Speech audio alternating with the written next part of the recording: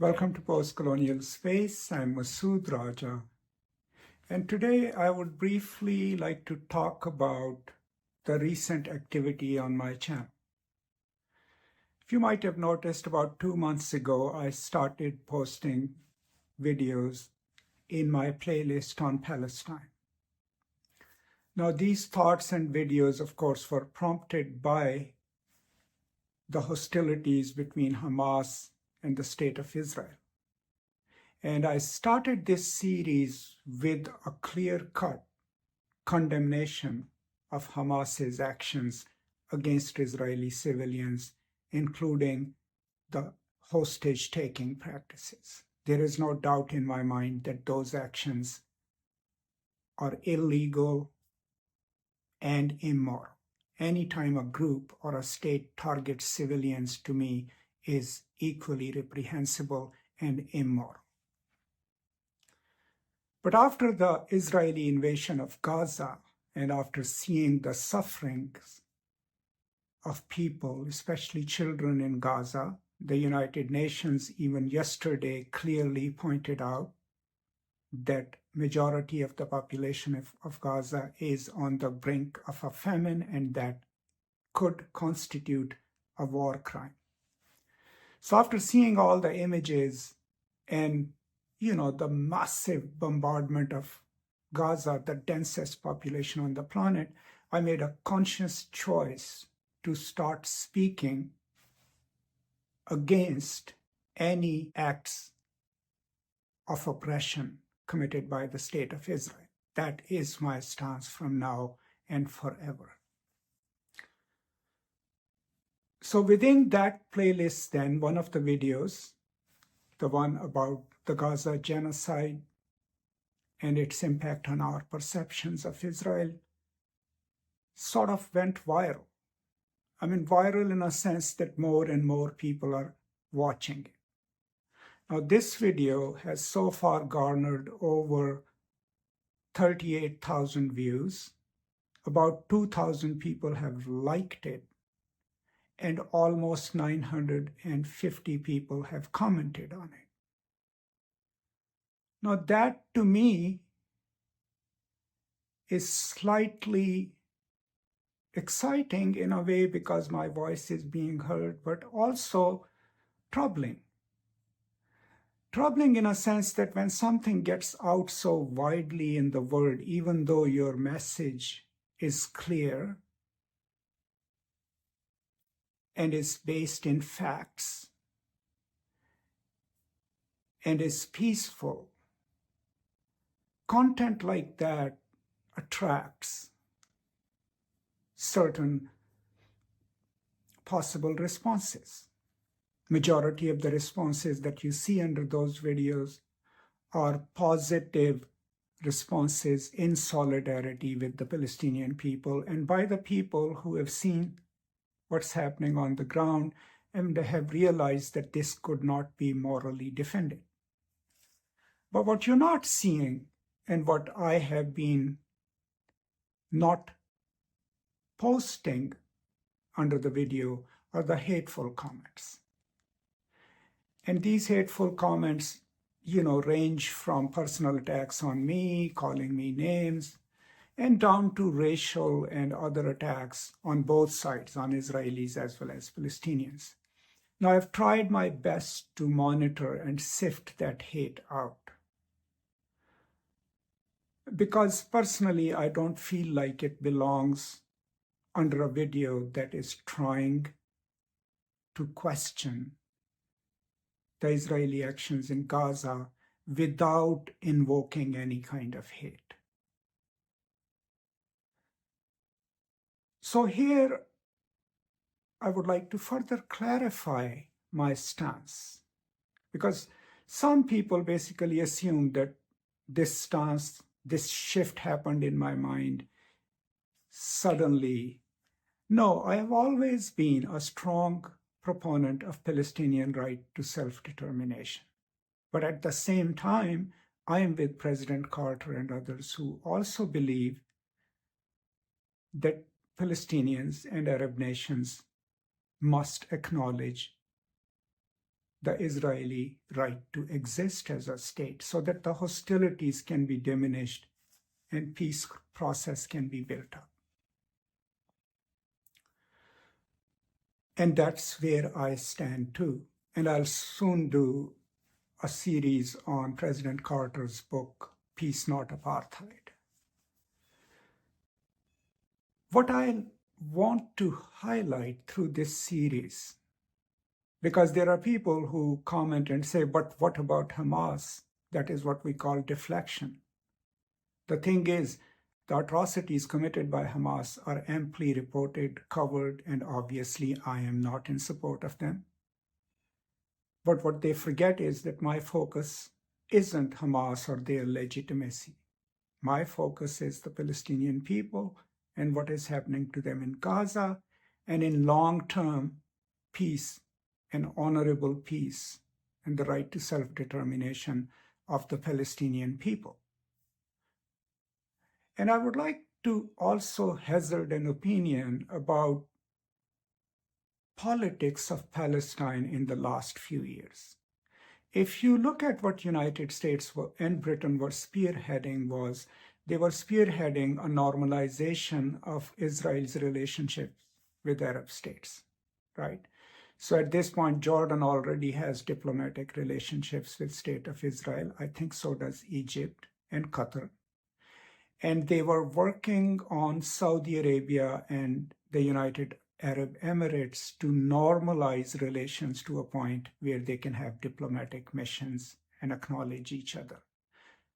But the problem in that was that that was being done at the cost of the Palestinian people, because Palestinian people were increasingly isolated and abandoned. Now, what the Palestinians face in occupied West Bank, or West Bank now, and Gaza, is the constant aggression, not just of the Israeli armed forces, but of the settlers too, especially in the West Bank.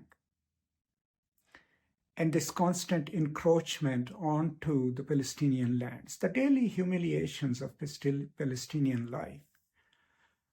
So what this conflict has put in clear relief is that there has to be a two-state solution. And President Carter has a wonderful blueprint for it, which both sides will have to agree to, and that's the 1945 plan. And in that plan, there were clearly marked Jewish areas or Israeli areas, and clearly marked Palestinian areas, with Jerusalem being an international city. I think that is a viable plan, and probably the only viable plan. So what, in my humble opinion, what Hamas and any other radical groups need to realize and recognize is that whatever the historical reasons, the state of Israel is there, and it has a right to exist. It cannot be undone. And on the other hand, the Israelis need to recognize is that their treatment of their own Arab population, which is there, and their treatment of Palestinians in West Bank and Gaza needs to change. And that any racialized views of the Arab people and Palestinian people are not only morally wrong, but they cannot be hidden anymore. And that was the spirit of my video on Gaza. Not that things have just started happening, but that this history of escalation and then massive responses by State of Israel can no longer be hidden. And more people, young people especially, all over the world have seen the images, have seen what is happening, and have started expressing their opinions and have started marching in solidarity with the Palestinian people. Now, as I record this, the United Nations Security Council has already passed a resolution. United States abstained, and that resolution asks for an immediate ceasefire and return of hostages by Hamas. I think it's a balanced resolution. I hope both sides respect it. But we have already heard statements from the Israeli government officials who basically say, no, we are not going to follow this resolution. There are already preparations to invade Rafah. According to my information, Rafah is already being bombed. So Israeli leadership at this point is neither listening to United Nations nor to their staunchest ally in the world, United States. I mean, immediately after the resolution was passed, the Israeli Prime Minister canceled the visit of his top-level officials to the United States, who were coming to the United States to discuss the consequences and method of invasion of Rafah. I think that is purely short-sighted on the part of the Netanyahu government. But that's my opinion. I mean, there are people better informed than I am who can have an opinion on this. So I just wanted to say that I think it should no longer be a question of whose side we are on. It should be a question of, who do we speak with? So as a scholar, a teacher, and a person who cares about human life, I will always oppose any kind of blanket assertions about any group, any kind of hate about Israelis or Palestinians. I will never essentialize a group of people or label them. But I have made a conscious choice to start speaking about Palestinian rights. Now, it's not like they need my voice. I mean, Palestinians can speak for themselves. There are other prominent scholars and activists in the street who are already doing that in solidarity with Palestinians. But personally, I feel that this is a moment in history where I need to publicly voice my opinions. And that's why I started doing that on this channel. So just wanted to let you know that I will not stop doing this, and that I'm grateful for your support and for the comments that you made under several videos in my Palestine playlist, but especially about the one about Gaza genocide and how it has reshaped or is reshaping our perception of Israel. And I would like to also openly state to all those who are commenting with hateful words towards me, towards Palestinian or towards Israelis, that I will not be intimidated by you and that I strongly disagree with your opinions.